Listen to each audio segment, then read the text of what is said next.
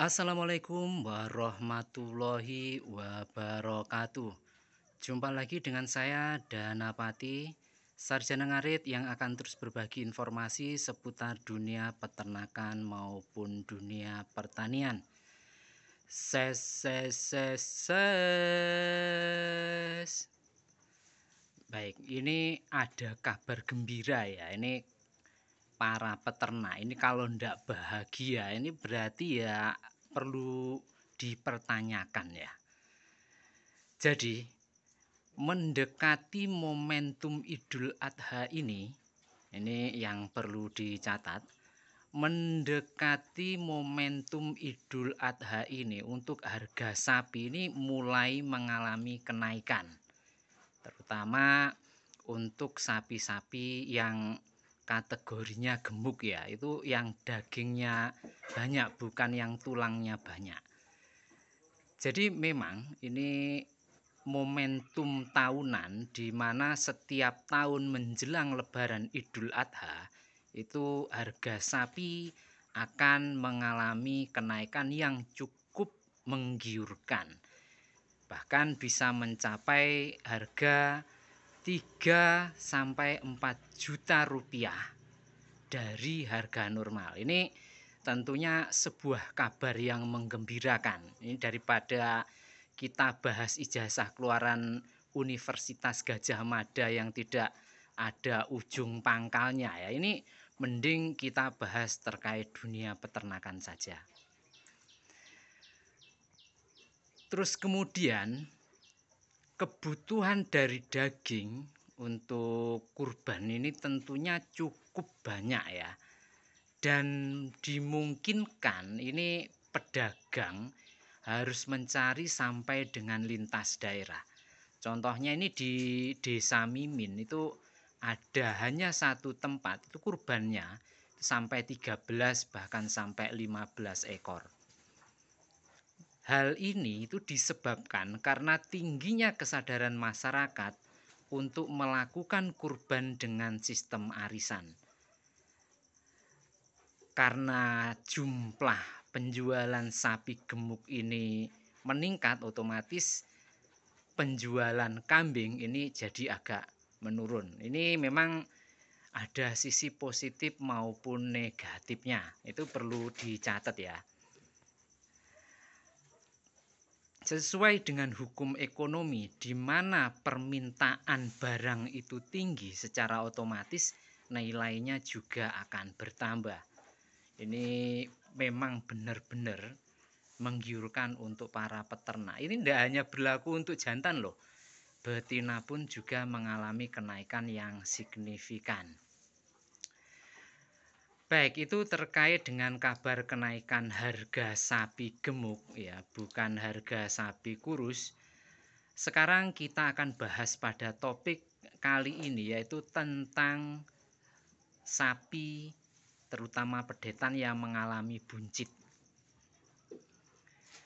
Yang perlu dipahami di sini itu buncit itu tidak hanya disebabkan oleh cacingan, dan cacingan itu tidak selalu mengalami kebuncitan. Ini perlu digarisbawahi sekali lagi, sapi buncit itu belum tentu disebabkan oleh cacingan, dan cacingan itu tidak selalu menyebabkan sapi buncit. Kan yang perutnya buncit-buncit disukai sama cewek cabe-cabean, Min. Pada sapi atau pedet yang mengalami kebuncitan ini memang bisa disebabkan oleh cacing yang ada di dalam lambung sapi, sehingga ini perlu dilakukan pengobatan secara rutin dan berkala. Pengobatan ini bisa dengan menggunakan obat cacing spektrum luas ya, obat cacing spektrum luas. Itu nanti mereknya silahkan dipilih sendiri, yang penting bukan obat cacing abal-abal.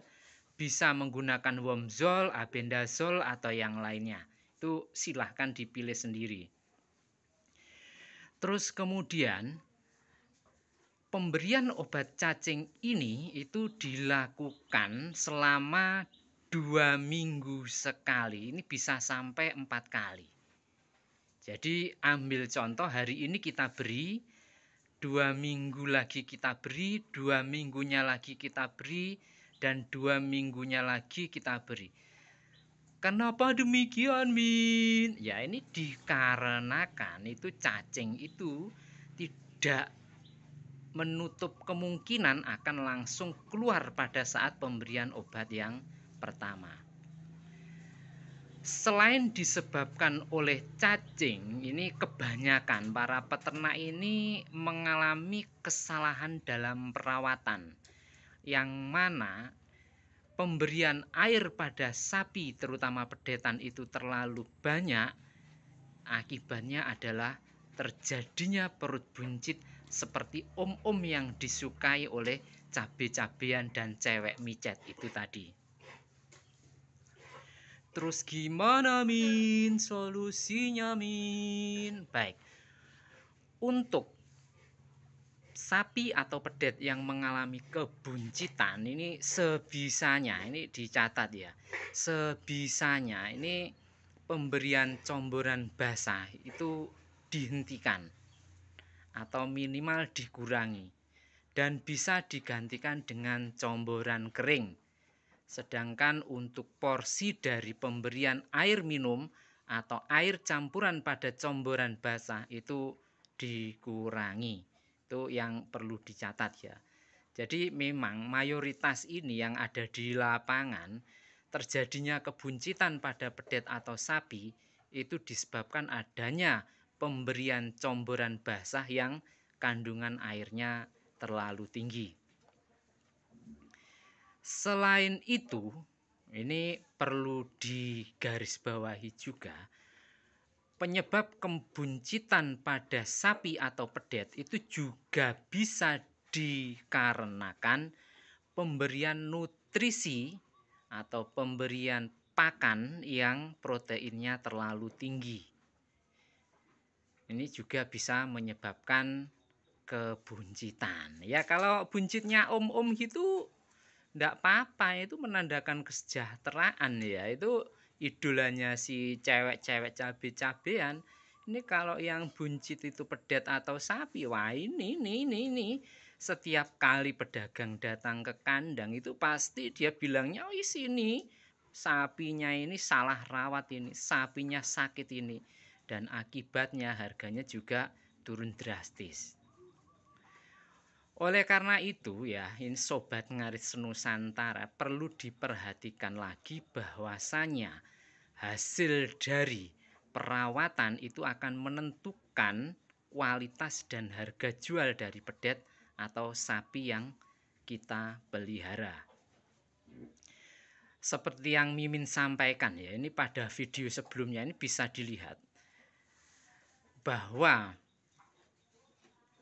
pemberian obat cacing itu wajib dan harus ya, ini wajib bukan sunnah lagi, itu wajib diberikan secara rutin dan berkala. Terus kemudian pemberian comboran itu juga tidak boleh asal.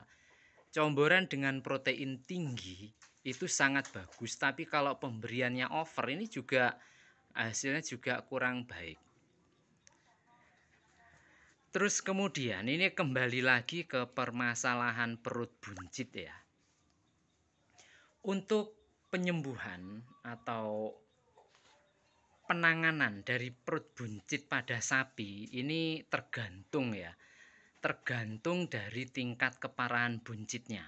Ada yang lama, ada yang sebentar. Ini perlu kesabaran ekstra. Hanya saja saran Mimin ini untuk sapi atau pedet yang mengalami kebuncitan ini sementara selain comboran basah dikurangi, itu maksimalkan pemberian pakan hijauan. Itu penting karena apa ya? Untuk membantu mempercepat proses dari penyembuhannya. Ya kalau om-om perutnya buncit itu kan bisa itu datang ke fitness, kemudian main fitnah, main fitness ya maksud Mimin. kok main fitnah min, ya itu sudah diralat, ndak usah diprotes. Menjalani fitness itu sembuh, tapi kalau sapi kan tidak bisa di fitness. Secara otomatis nanti perawatannya adalah melalui diet ekstra. Caranya dengan mengurangi pakan comboran basah, memaksimalkan pemberian hijauan dan juga pemberian obat cacing secara rutin dan berkala. Baik, itu tadi kabar baik dan penanganan pada sapi yang mengalami kebuncitan. Semoga saja bermanfaat.